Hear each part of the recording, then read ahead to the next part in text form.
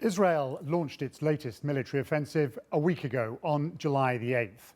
Since then, more than 170 Palestinians have been killed, most of them civilians. At least 1,200 have been wounded.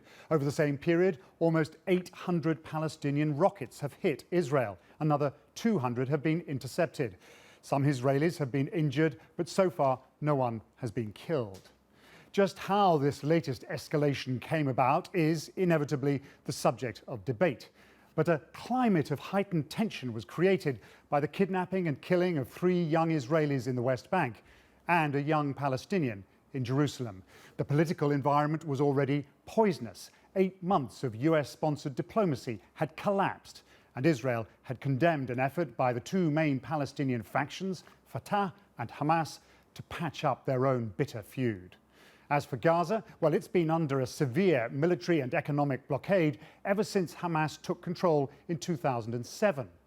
Israel allows in humanitarian supplies, including food and fuel, and says the blockade is vital for its own security.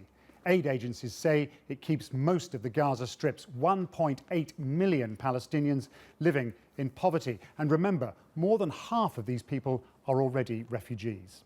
The role of Egypt is vital in all this.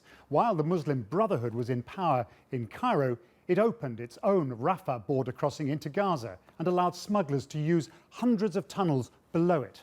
But the new government of President Abdel Fattah al-Sisi is much less sympathetic to Hamas. The crossing is largely closed. Most of the tunnels have been destroyed.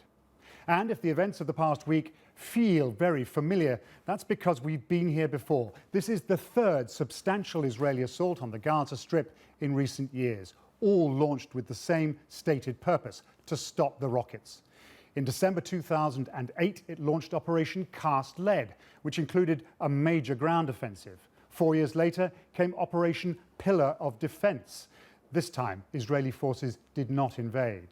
The latest operation is called Protective Edge. The army stands poised to enter the Gaza Strip, but the order to go in en masse has not yet been given.